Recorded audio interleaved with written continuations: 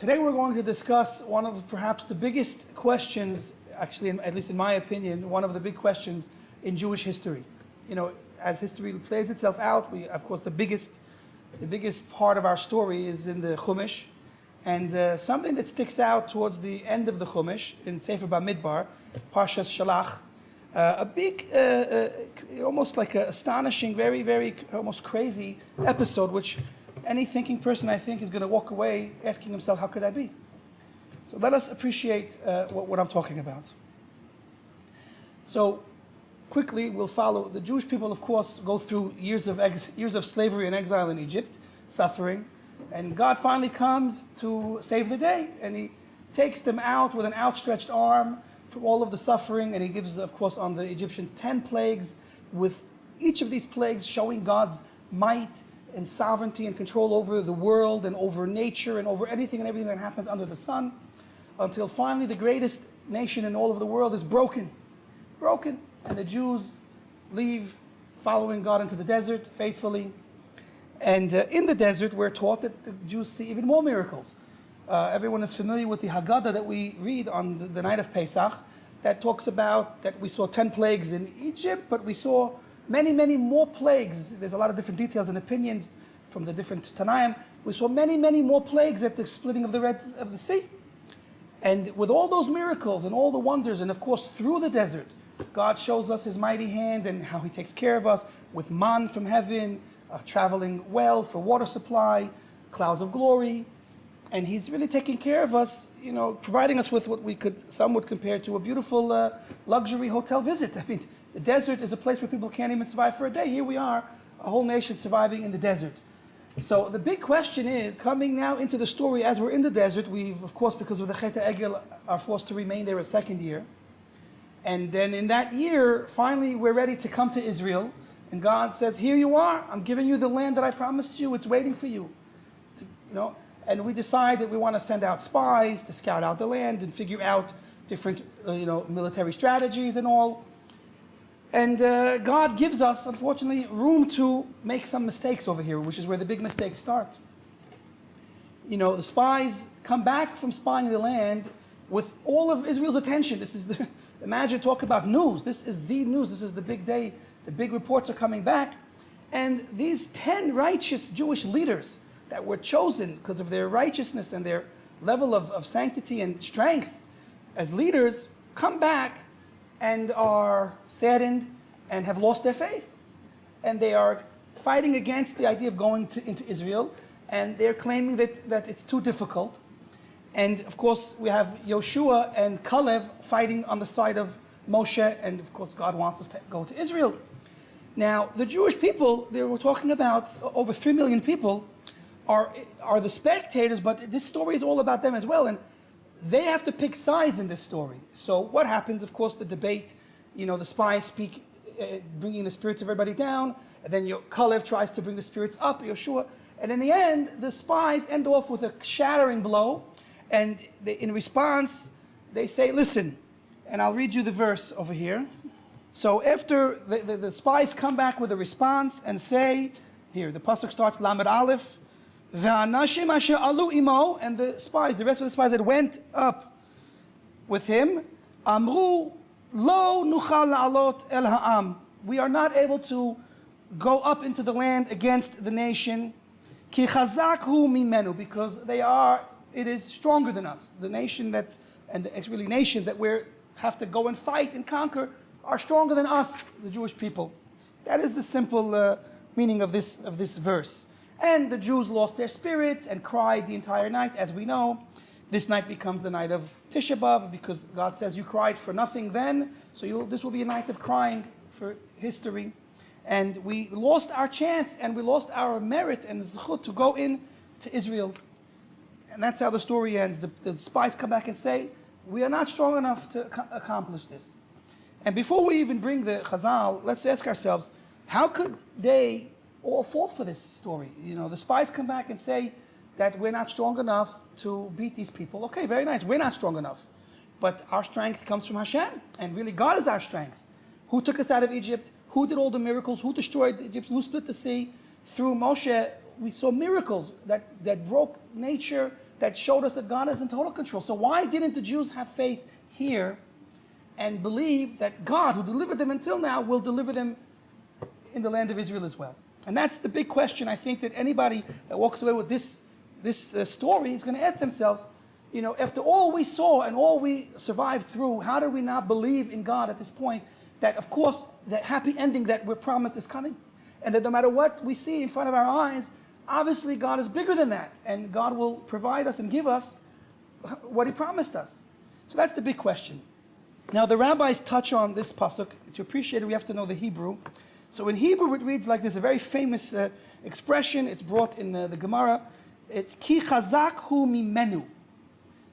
Because the people, these people, it is stronger than us.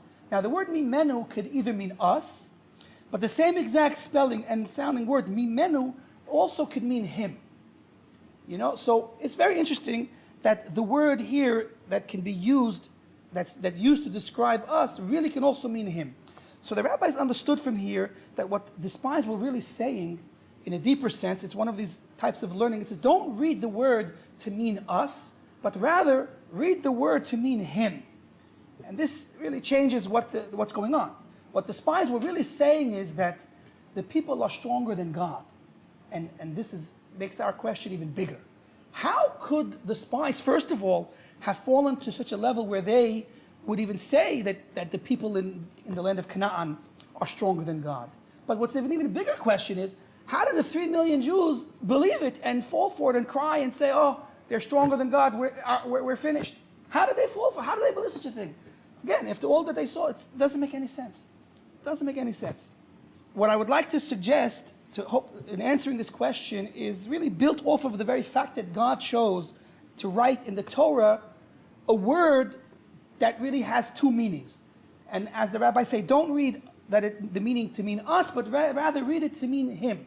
Why did God make a word, first of all, that has these two meanings in it? And why are we using it over here? And for Chazal to come and tell us that really replace the simple meaning that means us and put it in it him. So one of the ways to appreciate this type of learning method is that we don't want to erase the first translation. What we want to do is we want to add the second translation to the first translation. So according to that, what the spies were really saying was that the people in Canaan are stronger than us and him. Stronger than the Jewish people and God. So does this help us, or are we still stuck? I think this doesn't make things any better. So what does it mean that the people in Canaan are stronger than us and God? So what I think it means is this. When we left Egypt, we were very passive as a Jewish people. We were a broken people, and we were not strong enough yet to stand on our own, and therefore God took care of us and did everything for us.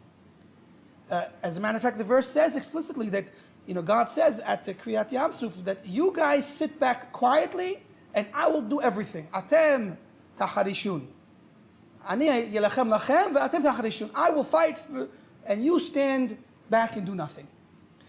Now, and so too throughout the desert, we didn't really do anything. We didn't stand up against an enemy. We didn't fight.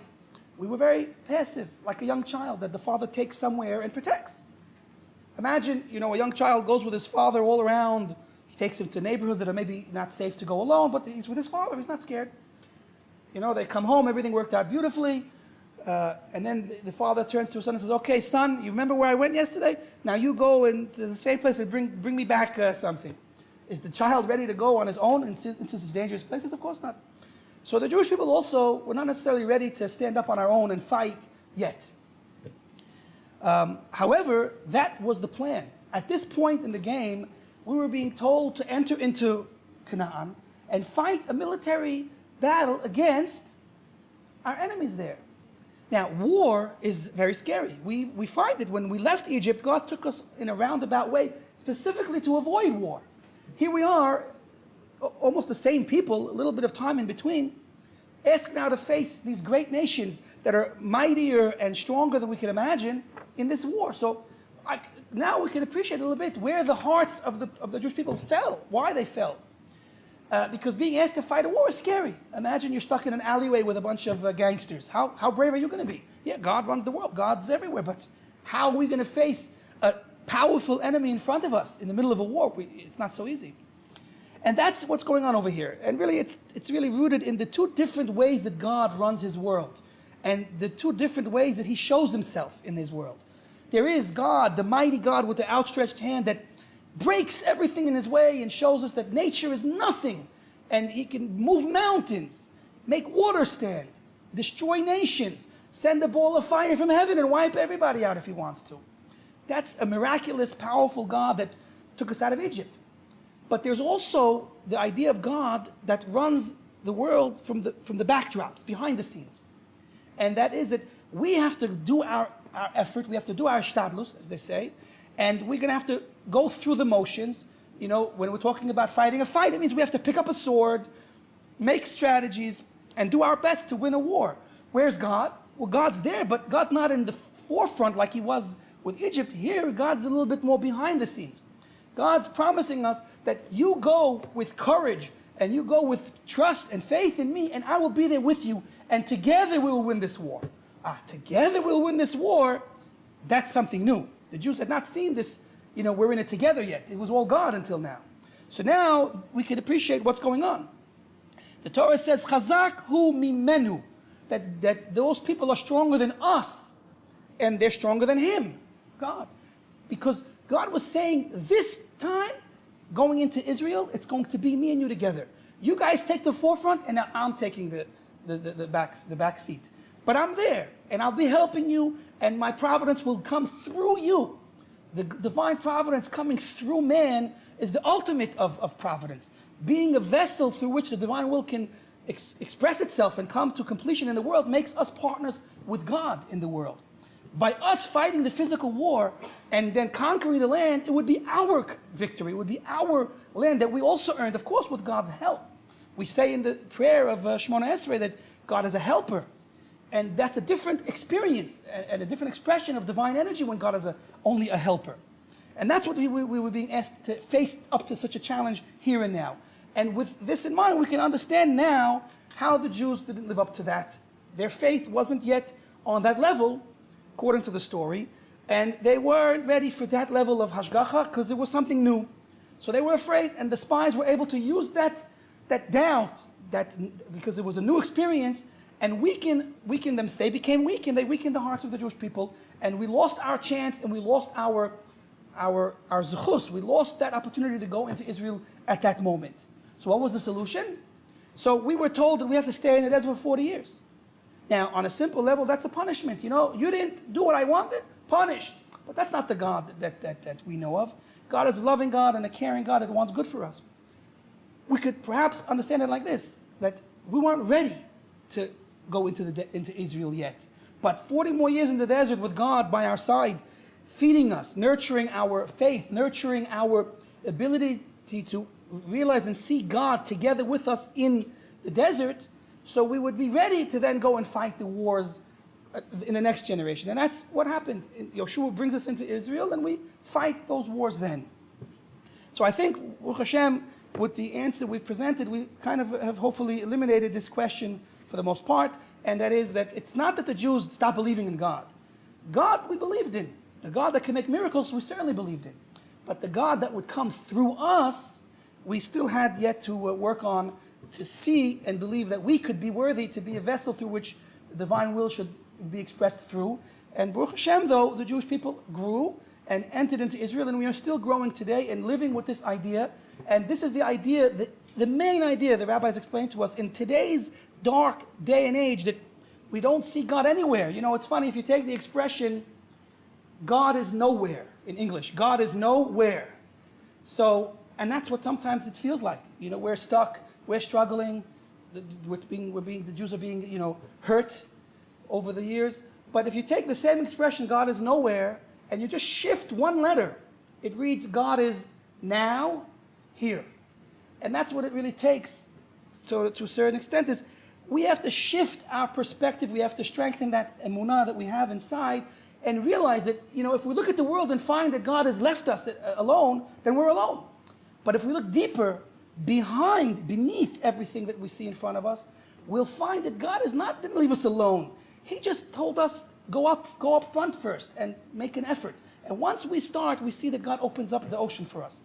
So we should be zayche to see Hashem's hand, Hashem's help, as we pray 3 times a day, 4 times on Shabbos, 5 times on Yom Kippur, that we should see Hashem's helping hand in our lives and realize that He is the source of our success, and that we merit to see through all of our hard work the ultimate revelation of Hashem's mighty hand in the coming of Mashiach.